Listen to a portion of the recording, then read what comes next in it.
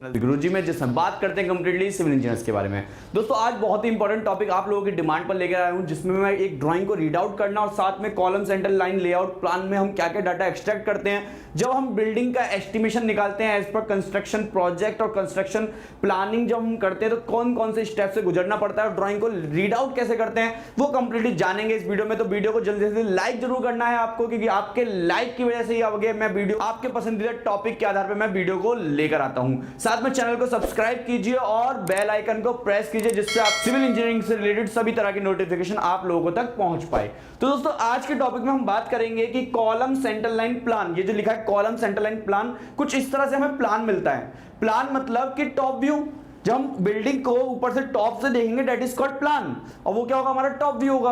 अब ये top view जब हमें दिख रहा है तो यहां पर आप देखेंगे कुछ रेक्टेंगल मार्क हैं, जैसा कि आप लोग देख रहे हैं ये रेक्टेंगल है, यहां पर F1C1 यहां पे लिखा है F1C1, मतलब कोई F1 नाम की फुटिंग है और C1 नाम का कॉलम है जो यहां पर लाई कर रहा है। अगर मैं आगे देखूं तो आगे भी जस्ट सेम यहां पर F1C1 है, लेकिन यहां पर F2C2, मतलब कि F2C2 क्या होगा कि कोई फुटिंग है F2 नाम की और C2 नाम की कोई कॉलम है, वो एक फुटिंग में यहां पर क्या कर रहे हैं, लाए कर रहे हैं इस वाले फुटिंग में। साथ के साथ यहां पे F1C1।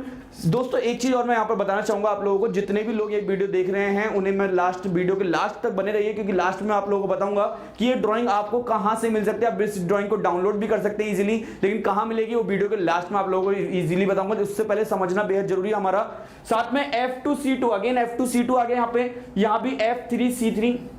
ये क्या होते हैं, ये हम जब डिजाइन करते हैं, जब हम प्लानिंग करते हैं तो कॉलम हमें कौन सा लगाना है। क्या होता है, कॉलम का जो अंदर के इंटरनल डाया होते हैं, कॉलम की ओरिएंटेशन होती है या कॉलम के साइजेस हो सकता है। यहाँ पे अगर उन सब चीजों में तीनों चीजों जो मैंने बताया आपको, इंटरनल डाया, उसके साइजेस और कॉलम का पोजीशन, यदि इन तीनों में चेंजेस होते हैं तब हम इनके नाम जो होते हैं, इनकी टर्मिनोलॉजी वो क्या करते हैं, चेंज कर देते हैं आर्किटेक्चर डिजाइनिंग के टाइम पर। साथ में देखिए यहाँ पर साइजेस भी लिखा हुआ है कि यहां से यहां तक का डिस्टेंस 1900 रहेगा। देखिए यहाँ पर लिखा है 1900, तो आपका इसका साइज है, किसका साइज है, आपके फुटिंग का।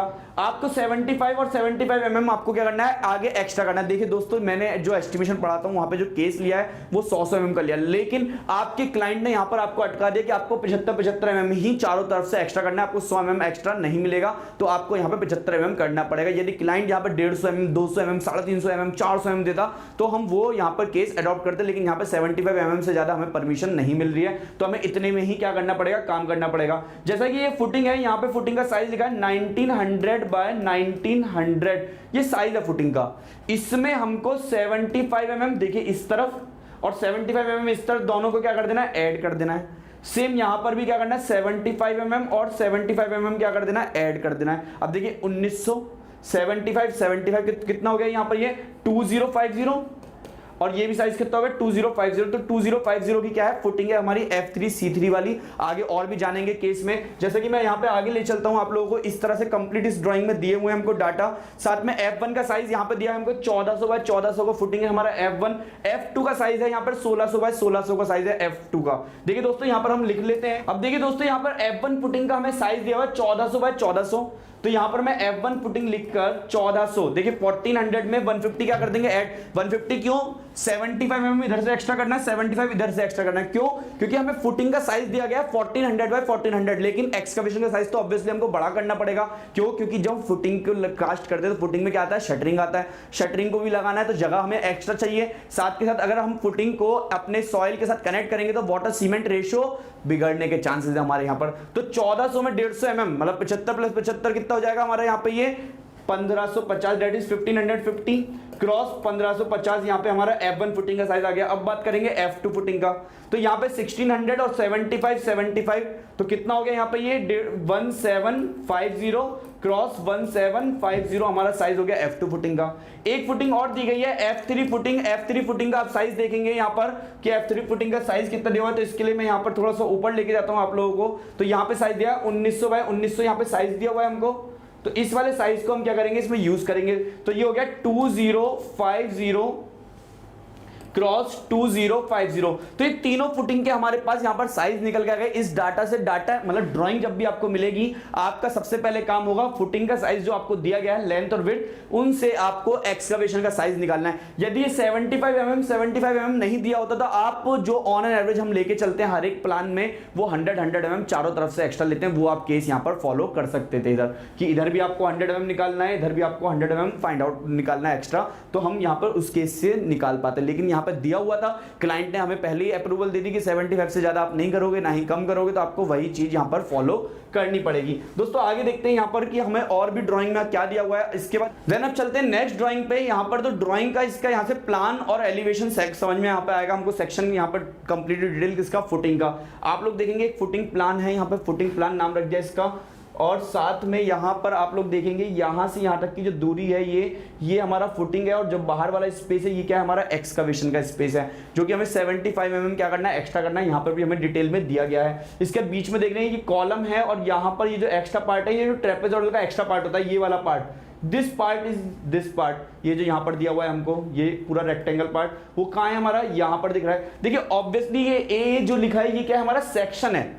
एक प्लान का हमने सेक्शन काटा बीच में से, तो कुछ ऐसा दिखेगा हमें, जिसमें सबसे नीचे करवा रहा है हमको प्लेन सीमेंट कंक्रीट 1:5:10 का रेशो देना है। यहां पर इसने कहा हमको 1:5:10 का रेशो।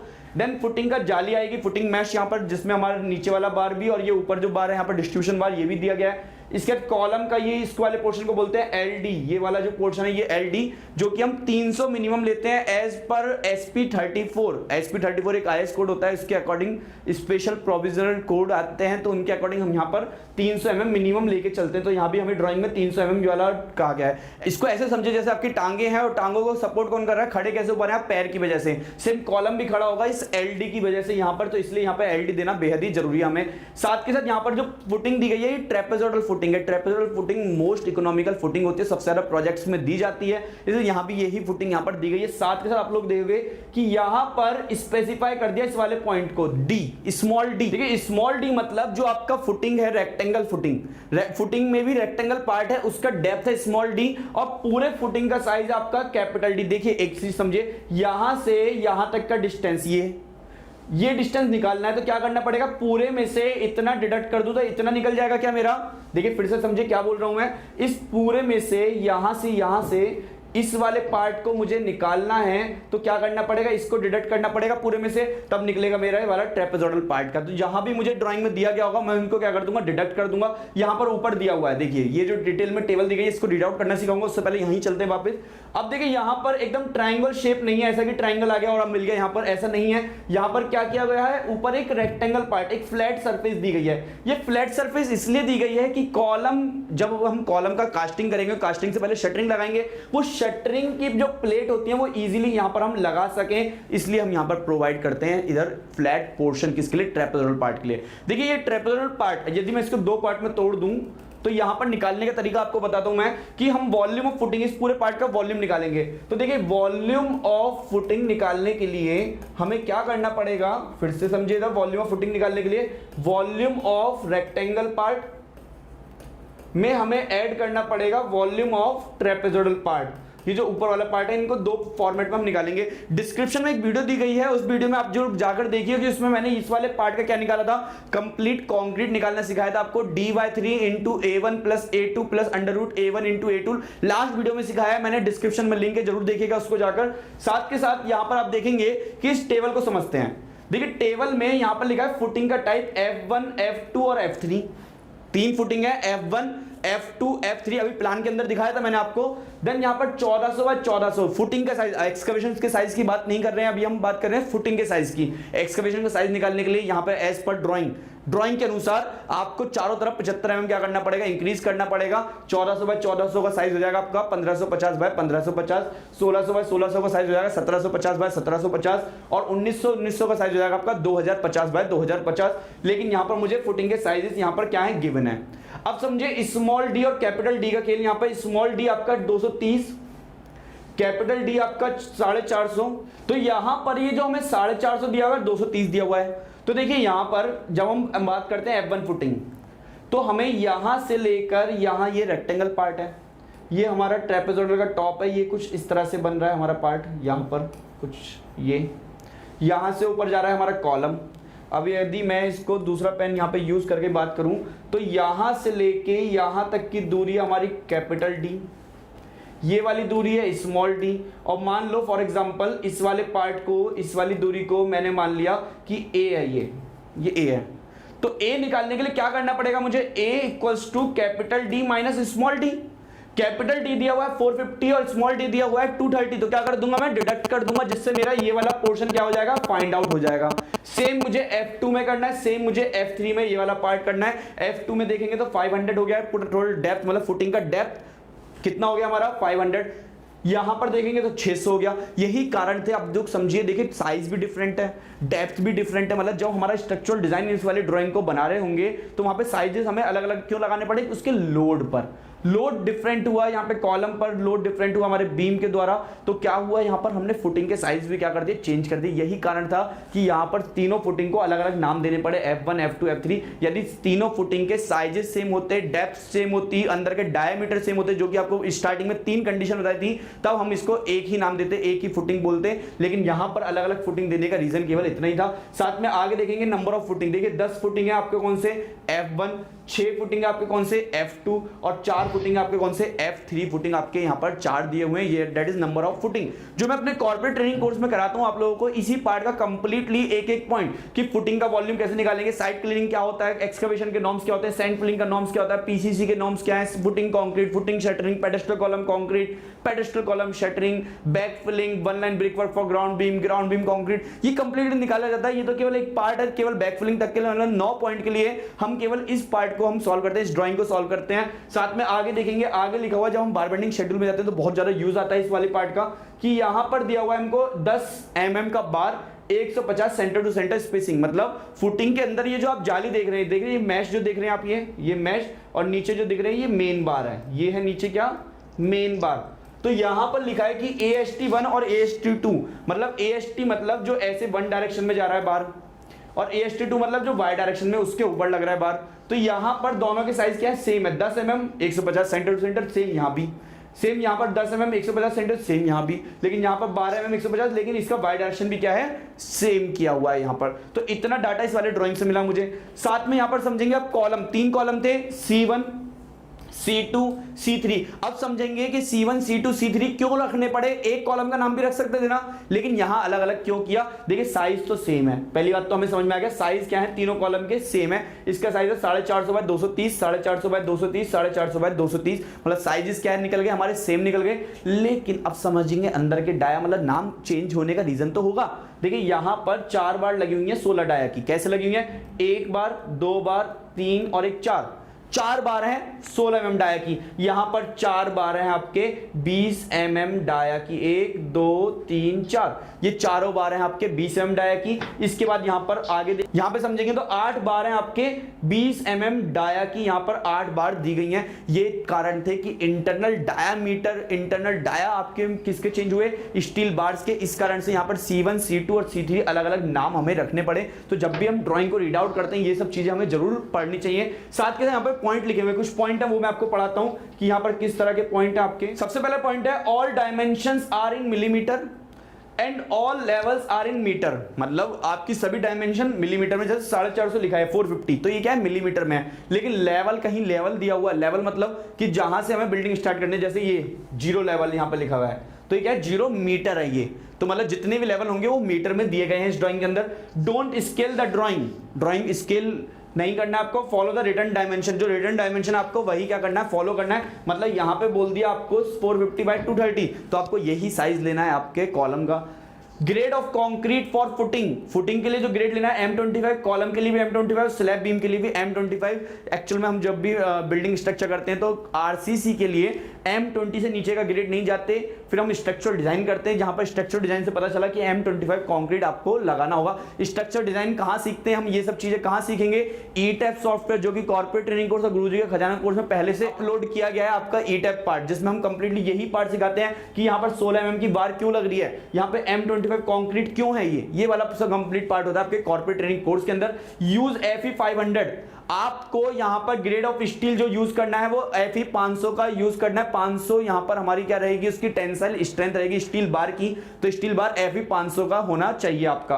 क्लियर कवर, अब देखिए कवर के बारे में समझिए। फुटिंग के लिए आपको कवर देना 50 mm। देखिए कवर कहां लगेगा, जैसे समझाता हूं मैं। यहां पे आपको, यहां पर आप देख रहे हैं ये बार है और यहां ये आउटर फेस है, इन दोनों के बीच का जो डिस्टेंस है, जैसे यहां पे देखिए ये डिस्टेंस है, ये डिस्टेंस क्या होगा आपका, ये डिस्टेंस होगा आपका 50 mm फुटिंग के लिए। अब देखिए कॉलम, अब देखिए कॉलम यहां पे समझाता हूं मैं आपको। तो कॉलम यहां पर है, आउटर फेस ये, यहां से यहां तक का जो डिस्टेंस दिया हुआ है ये चारों तरफ डिस्टेंस सेम है, तो ये डिस्टेंस कितना होगा, 40 mm का डिस्टेंस होगा। अगर कोई बीम होगा तो बीम के केस में कितना होगा, 25 mm का, और स्लैब के केस में यहां पर 25 mm का कवर आपको प्रोवाइड करना है। बीम के केस में आपको 30 mm का कवर यहां पर प्रोवाइड करना पड़ेगा एज पर ड्राइंग, लेकिन मिनिमम होता है 25 बीम के केस में और स्लैब के केस में होता है 15। लेकिन यहां पर एज पर स्ट्रक्चरल कंसल्टेंट यहां पर हमें डाटा दिया हुआ है 30 mm बीम के लिए और स्लैब के लिए 25 mm। जो आपकी SBC रखनी है आपको, सेफ बेयरिंग कैपेसिटी, वो आपकी 25 टन पर मीटर स्क्वायर से कम ना हो आपकी। साथ के साथ यहां पर लोडिंग, अब देखिए थोड़ा सा लोडिंग पढ़ाता हूं मैं यहां पर, कि यहां पर जो लोडिंग दिया हुआ है फर्स्ट फ्लोर के लिए वो सुपर इंपोज्ड लोड 1 का रखना है, 1 किलोन्यूटन पर मीटर स्क्वायर। लाइव लोड लगना है आपको 3 मीटर स्क्वायर का, फ्लोर फिनिश लोड है यहां पर 1.5। मतलब स्ट्रक्चर डिजाइन करने के बाद यहां पर जो रिजल्ट आया वो कुछ इस तरह से यहां पर रिजल्ट आया हमारा, कि इतना इतना डेड लोड और लाइव लोड, ये दोनों हमारे डेड लोड में काउंट होंगे और ये वाला हमारा लाइव लोड में काउंट होगा। अब देखते हैं ड्राइंग में और क्या यहां पर हमें दिया गया है, और भी ड्राइंग में यहां बीम के कंप्लीटली दिए हुए हैं सेक्शंस। यहां पर देखिए समझे बीम कैसे प्रोवाइड है, कंटीन्यूअस बीम है ये। यहां पर पीबी प्लिंथ बीम का लेआउट यहां पर दिया हुआ है कि कैसे कैसे बीम आपको लगाना है यहां पर, तो इस लेआउट के बारे में समझेंगे। पहले मैं इस वाले पोर्शन को रफ कर देता हूं। अब देखिए कोई बीम है यहां पर 230 बाय 450 का, अब उसका फेस कैसे यहां पर लगाया हुआ है उसके बारे में समझते हैं। सबसे पहले एक कॉलम है, ये यहां पर कॉलम है, ये सभी कॉलम जिनको मैं मार्क कर रहा हूं, ये कॉलम कहां से आए जरा समझिए। यहां पर लिखा है A1 A2 A3 A4 A5 A6, तो यहां पे समझिए ये A मार्क कर दिया इसको, ये 1 मार्क है यहां पर, तो A1 ये वाला column, A2 this column, A3 this column, A4 this column, A5 this column, A6 this column. तो ये कॉलम और ये जो कंटीन्यूअस दिया गया है ये कंप्लीटली यहां पर क्या है, बीम दी गई है यहां पर, तो इसका हमें करना है यहां पर सॉल्व आउट यहां पर केस। तो आप लोग देखेंगे यहां पर किस तरह से बार प्लेस की गई है। तो यहां पर एक बार यहां से निकला और सीधा गया कहां तक, यहां तक गया सीधा। बीच में अगर यहां पर हम बात करते हैं तो लैपिंग भी प्रोवाइड करेंगे, लेकिन कंटिन्यूअस बार हमें कुछ इस तरह से प्रोवाइड करना है यहां पर जो केस हमें दिया गया है। यहां पर कॉलम के मिड एंड से दूसरे कॉलम के मिड एंड तक के हमें डिस्टेंसेस दिए गए हैं। वो कैसे डिस्टेंसेस है, जैसे कि आप लोग यहां से देखेंगे, यहां से लेके यहां तक का 3000 है, तो यहां भी देखिए 3000 लिखा हुआ है। देन नेक्स्ट देखेंगे तो नेक्स्ट सेंटर से लेके ये 3000, तो यहां भी क्या दिया हुआ है, 3000 दिया हुआ है। नेक्स्ट भी यहां पर 3000 दिया हुआ है, आगे भी 3000 यहां पर कंटिन्यूअसली दिया गया है हमको, तो ये डिस्टेंस हो गया यहां पर। अगर हम बात करें कि हमको चाहिए क्लियर स्पान, देखिए क्लियर स्पान मैंने आप लोगों को बताता हूं कि जो कॉलम के एंड से लेके दूसरे कॉलम के जो एंड तक का डिस्टेंस है that is called clear span. कैसे निकालोगे जरा उस चीज को क्लियरली समझो। यहां पर क्लियर स्पान निकालना, क्योंकि यहां पर जो डिस्टेंस दिया हुआ है वो सेंटर से दिया हुआ है। मान लीजिए ये कोई कॉलम है, ये कोई कॉलम है, यहां पर लगा हुआ है आपका बीम, ये कुछ बीम है, इस तरह से बीम कनेक्ट है, लेकिन आपको जो डिस्टेंस दिया हुआ है, आपको डिस्टेंस दिया हुआ है यहां से, ये डिस्टेंस आपको दिया हुआ है यहां से लेके यहां तक का डिस्टेंस, लेकिन आपको निकालना है ये डिस्टेंस, तो आपको क्या करना पड़ेगा, कॉलम का इतना पोर्शन क्या करना पड़ेगा, डिडक्ट करना पड़ेगा। सिर्फ आप लोग समझिए ये पोर्शन कितना है 230, तो 230 का हाफ, क्योंकि मिड से ये गया हुआ है, तो 230 का क्या कर देंगे हम यहाँ पर हाफ कर देंगे। हाफ करने पर आंसर कितना आएगा हमारा, यहाँ पे आंसर आएगा हमारा 115। तो 115 क्या कर देंगे एक साइड और 115 दूसरे साइड क्या कर देंगे, डिडक्ट कर देंगे। जैसा कि यहाँ पर केस दिया हुआ है, आप लोग देखिए यहाँ पर जो केस है ये, तो उस केस में इतना पोर्शन क्या करना पड़ेगा हमको डिडक्ट, और यहां से इतना पोर्शन क्या करना पड़ेगा, डिडक्ट करना पड़ेगा। तो इस तरह से हम क्लियर स्पान निकाल सकते हैं। इस ड्राइंग के अंदर हमें कंप्लीटली दिया हुआ था फुटिंग की डिटेल, इसके बाद हमें बीम का कंप्लीटली डिटेल दिया गया है।